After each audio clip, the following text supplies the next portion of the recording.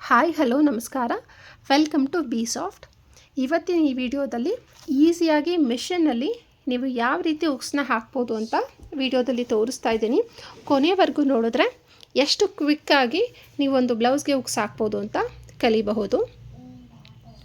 ಇಲ್ಲಿ ನೋಡ್ತಾ ಇರೋ ಹಾಗೆ ನಾನು ಫಸ್ಟು ಬ್ಲೌಸ್ ಎಲ್ಲ ಸ್ಟಿಚಿಂಗ್ ಆಗಿದೆ. ಸ್ಟಿಚ್ ಆದಮೇಲೆ ಹುಕ್ಸ್ ಪಟ್ಟಿ ಮತ್ತು ಐಸ್ ಪಟ್ಟಿ ರೆಡಿ ಮಾಡಿಲ್ಲ. ಹುಕ್ಸ್ ಪಟ್ಟಿಗೆ 2 ಥರ ಲೈನಿಂಗ್ನ ತೊಗೊಂಡಿದ್ದೀನಿ. 1 ಇಂಚಿಂದು ಒಂದು ಲೈನಿಂಗ್ ತೊಗೊಂಡಿದ್ದೀನಿ, ಅದೇ ಥರ 2 ಇಂಚಿಂದು ಒಂದು ಲೈನಿಂಗು. ಸೊ ಮೊದಲು 1 ಇಂಚಿನ ಲೈನಿಂಗ್ ಏನು ತೊಗೊಂಡಿರ್ತೀವೋ ಅದನ್ನು ರೆಗ್ಯುಲರಾಗಿ ಸ್ಟಿಚ್ ಮಾಡೋ ಥರ ಮಾಡ್ಕೊಂಬಿಡಿ. ಮಾಡಿ ಆದಮೇಲೆ ಅದ್ರ ಮೇಲೆ 2 ಇಂಚಿನ ಲೈನಿಂಗ್ ತೊಗೊಂಡಿರ್ತೀವಲ್ಲ ಅದನ್ನು ಈ ರೀತಿ ಫೋಲ್ಡ್ ಮಾಡಿ ಸ್ಟಿಚ್ ಮಾಡ್ತಾಯಿದ್ದೀನಿ. ಈ 2 ಇಂಚ್ ಲೈನಿಂಗ್ ಏನು ಆ ಪಟ್ಟಿ ತೊಗೊಂಡಿರ್ತೀವೋ ಅದರಲ್ಲಿ ನಿಮಗೆ ಎಷ್ಟು ಹುಕ್ಸ್ ಬೇಕು, ಒಂದು ಬ್ಲೌಸ್ಗೆ ನಿಮಗೆ 5 ಬೇಕಾ 6 ಬೇಕಾ ಅಥವಾ 7 ಬೇಕಾ, ಎಷ್ಟು ಬೇಕು, ಎಷ್ಟು ಗ್ಯಾಪಲ್ಲಿ ಬೇಕು ಅಂತ ಮಾರ್ಕ್ ಮಾಡಿಕೊಂಡು ಆ ಮಾರ್ಕಿಂಗ್ ಹತ್ರ 11 ಥರ ಸ್ಟಿಚ್ ಹಾಕಬೇಕು. ಅಂದರೆ ಈಗ 1 1 11 ಬರಿತೀವಲ್ವ, ಆ ರೀತಿ ನೀವು ಸ್ಟಿಚ್ನ ಹಾಕ್ತಾ ಹೋಗಬೇಕಾಗತ್ತೆ. ಇಲ್ಲಿ ನೋಡ್ತಾ ಇರ್ಬೋದು ನಾನು ಪ್ರೆಷರ್ ಫೂಟರ್ನ ಯಾವ ರೀತಿ ನಿಧಾನಕ್ಕೆ ಎತ್ತಿ ಸ್ಟಿಚ್ ಮಾಡ್ತಾಯಿದ್ದೀನಿ ಅಂತ. ಮೊದಲು 1/4 ಇಂಚ್ಗಿಂತ ಕಡಿಮೆ ರಫ್ ಸ್ಟಿಚ್ ಹಾಕಬೇಕು. ಮತ್ತು ಹೀಗೆ ರೊಟೇಟ್ ಮಾಡಿ 1 ಸೂಜಿಯಷ್ಟು ಗ್ಯಾಪ್ನ ಕೊಟ್ಟು ಮತ್ತು ಅದ್ರ ಪಕ್ಕದಲ್ಲೇ ಇನ್ನೊಂದು ಸ್ಟಿಚ್ನ ಹಾಕಬೇಕು. ಇದು ರಫ್ ಹೊಡಿಬೇಕು ಮತ್ತು ಸ್ಟಿಚ್ ಲೆಂತ್ ಕೂಡ ಚಿಕ್ಕದಾಗಿರಲಿ. ಇದೇ ಥರ ಕೊನೆವರೆಗೂ ನಾನು 11 ಸ್ಟಿಚ್ನ ಹಾಕ್ತಾಯಿದ್ದೀನಿ. ನೋಡಿ, ಈಗ ಕೊನೆಯಲ್ಲೂ ಕೂಡ ಅದೇ ಥರ ಹಾಕ್ತಾಯಿದ್ದೀನಿ. ಇದು ಯಾವ ಥರ ಲುಕ್ ಇರುತ್ತೆ ಅಂತ ನಿಮಗೆ ಈಗ ತೋರಿಸ್ತೀನಿ. ತುಂಬ ಈಸಿಯಾಗಿ ತುಂಬ ಬೇಗ ಮಾಡ್ಬೋದು ಅಂಥದ್ದಿದು. ಕೈಯಲ್ಲಿ ಹಾಕೋದಾದರೆ ನಿಮಗೆ ಜಾಸ್ತಿ ಟೈಮ್ ಹಿಡಿಯುತ್ತೆ. ನೋಡಿ ಇಲ್ಲಿ ಯಾವ ರೀತಿ ನಾನು ಸ್ಟಿಚ್ನ ಹಾಕಿದ್ದೀನಿ. ಎಲ್ಲಿ ಮಾರ್ಕ್ ಮಾಡಿದ್ದೀನೋ ಅಲ್ಲಿ ಈ ಥರ ಚಿಕ್ಕದಾಗಿ, ಲೆಂತ್ ಉದ್ದ ಇರಬಾರ್ದು, ತುಂಬ ಉದ್ದ ಮಾಡ್ಕೊಳ್ಳೋಕೆ ಹೋಗಬೇಡಿ.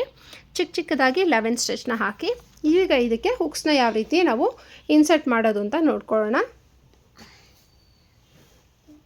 ಈ ಹುಕ್ಸ್ನ ಇದರೊಳಗಡೆ ಹಾಕೋಕ್ಕೂ ಮುಂಚೆ ಸ್ವಲ್ಪ ಅದನ್ನು ದೊಡ್ಡದು ಮಾಡ್ಕೊಳ್ಳಿ. ಏನಕ್ಕೆ ಅಂದರೆ ಅದು ತುಂಬ ಪ್ರೆಸ್ ಮಾಡಿರ್ತಾರೆ, ನಾವು ಒಳಗಡೆ ಅದನ್ನು ತಳ್ಳಬೇಕಾದ್ರೆ ಹೋಗಲ್ಲ. ಆ ಕಾರಣಕ್ಕೆ ಏನು ಮಾಡಬೇಕು, ಈ ರೀತಿ ನಾನು ಟ್ರಿಮ್ಮರ್ ತೊಗೊಂಡು ಹುಕ್ಸ್ನ ಸ್ವಲ್ಪ ಓಪನ್ ಮಾಡ್ತಾಯಿದ್ದೀನಿ ಲೈಟಾಗಿ. 6 ಆ್ಯಕ್ಚುಲಿ ಇಲ್ಲಿ ನಾನು 7 ಹಾಕಿದ್ದೀನಿ. 7 11 ಸ್ಟಿಚ್ ಹಾಕಿರೋದ್ರಿಂದ 7 ಹುಕ್ಸ್ನ ತೊಗೊಂಡು ಈಗ ಇದರೊಳಗಡೆ ನಾನು ಇನ್ಸರ್ಟ್ ಮಾಡ್ತೀನಿ. ತುಂಬಾ ಚೆನ್ನಾಗಿರುತ್ತೆ, ತುಂಬ ಬೇಗ ಕೂಡ ಮಾಡಬಹುದು.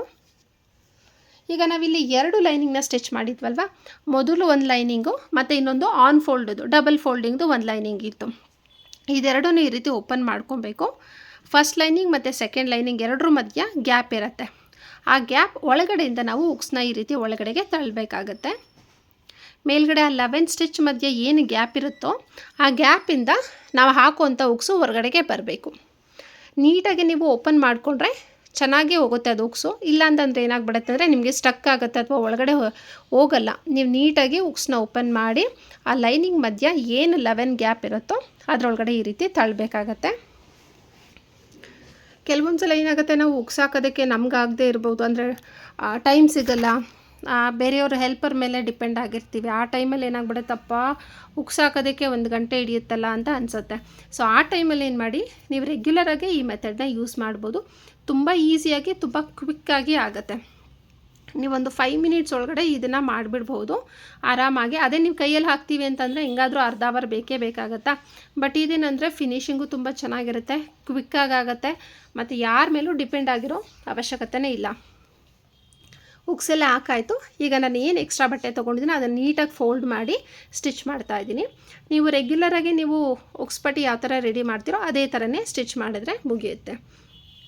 ತುಂಬಾ ನೀಟ್ ಫಿನಿಶಿಂಗ್ ಆಗಿ ತುಂಬಾ ಬೇಗ ಮಾಡಬಹುದು. ನೀವು ಕೂಡ ಏನಾದರೂ ಈ ರೀತಿ ಟಿಪ್ಸ್ಗಳನ್ನ ಕಲಿಬೇಕು ಅಂದರೆ ಅಥವಾ ಟೇಲರಿಂಗ್ ಕ್ಲಾಸಸ್ ಬಗ್ಗೆ ಏನಾದರೂ ಡೀಟೇಲ್ಸ್ ಬೇಕಿದ್ದರೆ ಮೇಲ್ಗಡೆ ಕಾಣ್ತಾ ಇರುವಂಥ ನಂಬರ್ಗೆ ಕಾಂಟ್ಯಾಕ್ಟ್ ಮಾಡ್ಬೋದು. ನಾವಿರುವಂಥದ್ದು ನಂದಿನಿ ಲೇಔಟ್, ಡಾಕ್ಟರ್ ರಾಜ್ಕುಮಾರ್ ಸಮಾಧಿ ಆಪೋಸಿಟಲ್ಲಿ ಬಿ ಸಾಫ್ಟ್ ಅಂತ. ನೀವು ಡೈರೆಕ್ಟಾಗಿ ಕೂಡ ವಿಸಿಟ್ ಮಾಡಬಹುದು. ಇನ್ನು ಹೀಗೆ ನಮ್ಮ ಚಾನಲ್ಗೆ ಸದಾ ಸಪೋರ್ಟ್ ಮಾಡ್ತಾಯಿರಿ ಅಂತ ಕೇಳ್ಕೊಳ್ತೀನಿ. Thank you so much. Bye.